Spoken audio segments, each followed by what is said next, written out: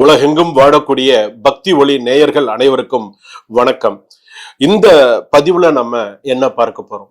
அதாவது நம்ம பக்தி ஒளி சேனல்ல ஏதாவது ஒரு விஷயம் நம்ம ராஜ்குமார் சிவாச்சாரியார் சில விஷயங்கள் சொல்றாங்க அப்படின்னு சொன்னா, சில விஷயங்கள்லாம் பாத்தீங்கன்னா அது முற்றிலுமே எவ்வளவு நம்ம அதை கரெக்டா நம்ம செய்யறோமோ முற்றிலும் அது உண்மை. அதை நம்ம செஞ்சு பார்த்தாதான் அதோடைய பூரண பலன்கள் நம்மளால அனுபவிக்கணும். நம்ம செய்தால்தான் அதோடைய பலன் நமக்கு கிடைக்கும், செய்யலைன்னா கிடையாது. அதே போல இப்போ நம்ம இந்த பதிவுல நம்ம பார்க்கக்கூடியது, நம்ம வாஸ்து பூஜை வீட்டுல பண்றோம். வாஸ்து பூஜை எங்கெல்லாம் நம்ம வாஸ்து பூஜை பண்றோம்? வாஸ்து பூஜைன்னா என்ன? வாஸ்து பூஜை நம்ம எங்கெல்லாம் பண்றோம்? ஒரு இடத்த சுத்திகரிச்சு, ஒரு இடத்த நிறைய கும்பாபிஷேகத்துல வாஸ்து சாந்தி பூஜை பண்றது உண்டு. அதே போல வீடு கட்டும் போது வாஸ்தாந்தி பூஜை பண்றோம்.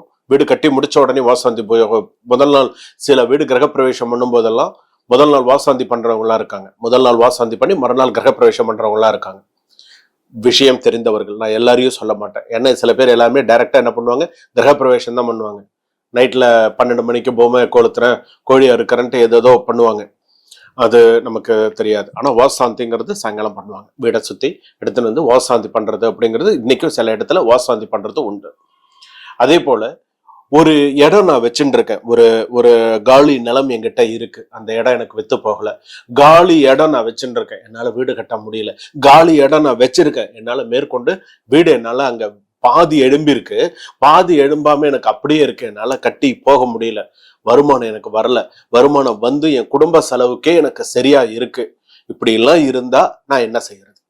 இப்படி எல்லாம் இருந்தா நான் என்ன செய்யறது? என்ன செய்தால் எனக்கு என்னுடைய விஷயம் எனக்கு பூர்த்தி ஆகும்? என்ன நான் செய்யணும்? என்ன செஞ்சா எனக்கு அடுத்தடுத்து எனக்கு சரியா இருக்கும் அப்படின்னு சில கேள்விகள் உண்டு. அதுல பாத்தீங்க அப்படின்னு சொன்னா முதன்மையாக இருக்கக்கூடியது, அதாவது நம்ம இடம் வாங்குறோம். இடம் வாங்கினோடனே நம்ம என்ன பாக்குறோம்? 4 பக்கம் கிழக்கு, மேற்கு, வடக்கு, தெற்கு, தென்கிழக்கு எல்லாம் எப்படி இருக்கு, ரோடு எப்படி இருக்கு, செங்குத்தா இருக்கா, ரோடெல்லாம் முற்றமெல்லாம் எப்படி இருக்கு, கார்னர் எல்லாம் எப்படி இருக்கு, எல்லாம் நம்ம பார்த்து வாங்குறோம். ரைட். இதுல பாத்தீங்கன்னா வாஸ்தாந்தி மட்டும்தான், நம்ம வாஸ்து பூஜை மட்டும் போடுறோம்.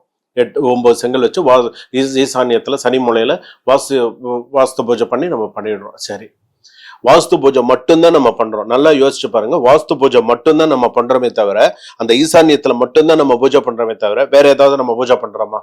யோசிச்சு பாருங்க. வேற ஏதாவது நம்ம பூஜை பண்றோமா? வாஸ்து பூஜை பண்றோம், நவகிரக பூஜை எல்லாம் பண்றோம், புண்ணியாஜனம் பண்ணி அந்த எல்லாம் உள்ள எடுத்து வச்சு எல்லாம் பண்ணிடுறாங்க. சரி, இது முற்றிலும் தவறு. விஷயம் தெரிஞ்சவங்க இப்படி செய்ய மாட்டாங்க. தெரியாதவர்கள் சரி அவசர அவசரமா சில செய்யறவங்க எல்லாம் இருக்காங்க, செய்யறவங்க பண்றவங்க அதை பண்ணுவாங்க. சரி, இதுல பாத்தீங்கன்னா அஷ்டதிக் பாலகர் வழிபாடு அப்படின்னு ஒண்ணு இருக்கு. அஷ்டதிக் பாலகர் எதுக்கு? இந்த 8 அஷ்டம்னு 8 திக்குக்கு எதுக்கு பாலகர்கள் இருக்காங்க? இந்திரன்ல ஆரம்பிச்சு ஈசான்யத்துல முடியக்கூடிய 8 தேவர்கள் இருக்காங்க, 8 மூர்த்திகள் இருக்காங்க. அஷ்டதிக் பாலகர்கள்னு பேரு. இந்திரன், அக்னி, யமன், வருணன், நிருருத்தி, வாயு, குபேரன், ஈசானன் இருக்காங்களா? 8 திக்குக்கும் இருக்காங்களா? ஒவ்வொரு திக்குக்கும் ஒவ்வொரு விஷயங்கள் இருக்கா? இப்ப அக்னி மூலையில நம்ம என்ன பண்றோம்? கிச்சன் வந்துருத்தா நம்ம பாக்குறோம். குபேர மூலையில நம்ம என்ன வைக்கிறோம்? சரி, அதே போல ஈசானியத்துல நம்ம பூஜை ரூம் வைக்க முடியுமா? நம்ம என்னென்னலாம் செய்ய முடியும் அப்படிங்கறதுல சில விஷயங்களை நம்ம பார்க்கிறோம். சரி, இப்ப இந்த காலி நிலத்துல, இப்ப ஒரு காலி நிலம் இருக்கு, என்னால அந்த இடம் விற்க முடியல, இதை வித்தாதான் என்னால அடுத்த விஷயம் நான் பண்ண முடியும்னு நினைக்கிறவங்களுக்கும் சரி, அந்த காலி இடத்துல நான் வீடு கட்டணும்னு நினைக்கிறவங்களுக்கும் சரி, கட்டி நின்று இருக்குன்னு வச்சுக்கோங்களேன், அவங்களுக்கும் சரி, அவங்க இந்த பரிகாரத்தை செய்ய வேண்டும். என்ன பரிகாரம் செய்யணும்? நீங்க செய்ய வேண்டியது பாத்தீங்க அப்படின்னு சொன்னா, முதல் விஷயம், நம்ம இந்திரனை வழிபாடு பண்ணும்பொழுது, இந்திர பகவானை வழிபாடு பண்ணும்பொழுது அந்த இடத்துல பொதுவாகவே வாஸ்து பூஜை பண்ணும்போது இதெல்லாம் நம்ம பண்ணணுங்க. பூமி பூஜை பண்ணும்போதே நம்ம பண்ணணுங்க. இந்திரன்ல பூஜை இந்திரன்ல ஆரம்பிச்சுதாங்க ஈசான்யத்துல முடிக்கணும். இந்திரனை பூஜை பண்ணணும். அந்த இந்திரனுக்கு அந்த இந்திரன் இடத்துல ஒரு வாழை இலையில வெத்தலை பாக்கு பழங்கள் அது முறைய சில விஷயங்கள்லாம் இருக்கு. அதெல்லாம் செஞ்சு இந்திரனை பூஜிப்பதால் ஆரோக்கியம் அதிகப்படும். ஆரோக்கியமா இருக்கலாம் இந்திரனை வழிபாடு செய்வதால். அடுத்ததாக நம்ம என்னென்ன அக்னி வழிபாடு பண்றதுனால குடும்பம் மேன்மை அடையும். அதே போல யமனை வழிபாடு செய்வதால் தீவினை அகன்று நீண்ட ஆயுள் பெறும். யமன் திக்கு வழிபாடு. அதே போல பாத்தீங்கன்னா வருண வழிபாடு பண்ணும்போது இந்த பஞ்சம் இருக்காது, நமக்கு கஷ்டப்பட மாட்டோம். அந்த ஒரு விசேஷம் உண்டு. நிருருத்தி வழிபாடு பண்ணும்போது வீரம் இருக்கும். எல்லாமே இருந்து வீரம் இல்லைன்னா என்ன அர்த்தம்? வீரமா இருந்தா தானே நல்லா இருக்கும். அப்படியே அப்படியே இதுவா இருந்தோம்னா நான் 4 பேர்கிட்ட யார் பேசும்போது வீரமா இருக்கணும். இந்த வீரத்துக்கு அந்த இடத்துல உண்டு. அதே போல வாயு பூஜை பண்ணும்போது ஆயுள் விருத்தி. அதே போல பார்த்து குபேர வழிபாடு சகல செல்வங்களும் உண்டு. ஈசான்ய வழிபாடு ஞானத்தை உண்டு செய்யும். மாதிரி ஒவ்வொரு திக்கு வழிபாடுக்கும் ஒவ்வொரு விஷயங்கள் உண்டு. 8 திக்குக்குமே பூஜை பண்ணி, அதே போல ஈசான்யத்துக்கு வரும்போது ஈசான்யத்துல பூஜை பண்ணி நம்ம பண்ணணும். இந்த இடத்துல 8 திக்குக்கு நம்ம பூஜை பண்ணும்போது அங்க 8 திக்குல என்னென்ன வைக்கணும்? இப்போ ஒரு வீடு, நான் இப்போ ஃபர்ஸ்டே உங்ககிட்ட சொல்லிட்டேன், காலி இடமா இருக்கு, எனக்கு காலி இடம் மனை விற்கல, நான் வீடு கட்டிட்டேன், வீடு பாதியில நிக்குது, எனக்கு சில விஷயங்கள்ல எனக்கு நடக்கல, வருமானம் இல்லை, எனக்கு அடுத்து என்னால செய்ய முடியுமா, எனக்கு குடும்பத்துல திருஷ்டியா, எனக்கு செய்வனையா, எனக்கு என்ன தோஷங்கள் தெரியல, என்னால முடியல, இதுக்கப்புறம் என்னால மெய் செய்ய முடியல, ஒண்ணு வித்துட்டு போயிடணும், ஒண்ணு மேல கட்டணும், என்ன செய்யணும்? சில பேர் ஒன்னும் பாதியமா கட்டி அந்த வீட்டுல குடுத்தனம் இருக்கிறவங்க எல்லாம் பாத்திருக்கீங்களா? ஒன்னும் பாதியமா கட்டி செவுரு பூசாமலாம் அந்த வீட்டுல குடுத்தனம் இருக்கிறவங்க எல்லாம் இருக்காங்க. எப்படி அவங்களுடைய கஷ்டம் அது, அவங்க பாவம் ரொம்ப சிரமப்பட்டுதான் இருக்காங்க. அவங்களுக்கான பரிகாரம் தான் இது. ஒவ்வொரு திக்குலையும் ஒரு தேங்காய் ஒரு வெத்தலை பாக்கு பழம் வைங்க, ஒரு எலுமிச்சம்பழத்தை கட் பண்ணி அந்த இடத்துல வைங்க. அதே போல 8 திக்குக்கும் அதே போல வச்சு 8 திக்குக்கும் 8 ஒரு பூசணிக்காயை 4 வெட்டலாம், 8 துண்டாவும் வெட்டலாம். 8 துண்டு குங்குமம் தடவி 8 துண்டுல வைங்க. 8 3 8 2 16 ஊதுவத்தி ஏத்தி வைங்க, வழிபாடு பண்ணுங்க. இதுலயே முக்கியமாக கடைசியா நான் சொல்லக்கூடியது, ஏரி ஓரத்துல நல்ல ஏரியில தான் மட்டும்தான் அது கிடைக்கும், வேற எங்கேயுமே இருக்காது. நல்ல காடு மாதிரி இருக்கக்கூடிய ஏரியில கிடைக்கக்கூடிய அழிஞ்சு குச்சி அப்படின்னு பேரு.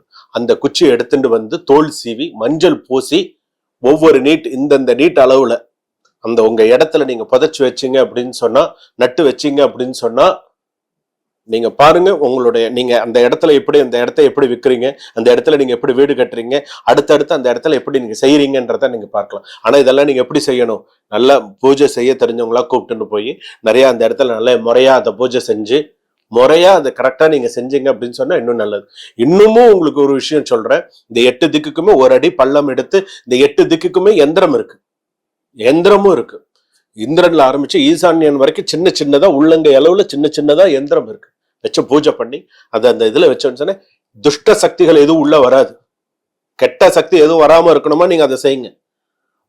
ஒரு செய்வனாதி தோஷம் கூட வீட்டுக்குள்ள வராது, தெரியுங்களா? எத்தனை பேர் நீங்க அந்த மாதிரி பூஜை பண்ணும்போது பண்ணிருக்கீங்க? ஒரு கெட்ட விஷயம் நீங்க ஒரு வீடு கட்டி திருஷ்டியா இருக்கும், உடம்பு சரியில்லாம இருக்கும், அப்படியே கஷ்டப்படுவாங்க. ஆனா இந்த 8 திக்கு தாண்டி உள்ள வந்துருமா? ஒரு எந்திரத்தை வச்சுட்டீங்கன்னா உள்ள வந்துருமா? ஏதாவது ஒரு சக்தி, கெட்ட சக்தி வருமா? நிறைய வரதுக்கு வாய்ப்பே இல்லை, அடிச்சிரும். அதனால இந்த மாதிரி நான் சொன்ன மாதிரி இந்த அஷ்டதிக் பாலகர் பூஜைன்னு பேரு. இதை நீங்க கரெக்டா முறையா கரெக்டா செஞ்சு அஷ்டதிக் பாலகருடைய மூல மந்திரம் ஜபம் அதோடைய காயத்ரி மந்திரங்கள்லாம் சொல்லி அதோடைய பூஜையை நீங்க சிறப்பா செஞ்சீங்கன்னு அஷ்டதிக் பாலகர்களுடைய கடாட்சத்தோட அமோகமா இருப்பீங்க. நினைச்சது நடந்து அந்த பூமி மாதாவுடைய சந்தோஷத்துல அமோகமா அந்த வீடுல நீங்க நல்லா இருப்பீங்க. பூமி மங்கள யோகத்தோட செவ்வாயுடைய அனுகிரகத்துல, முருகப்பெருமானுடைய அனுகிரகத்துல அமோகமா இருப்பீங்க. வாழ்க வளமுடன், வளர்க ஞானத்துடன்.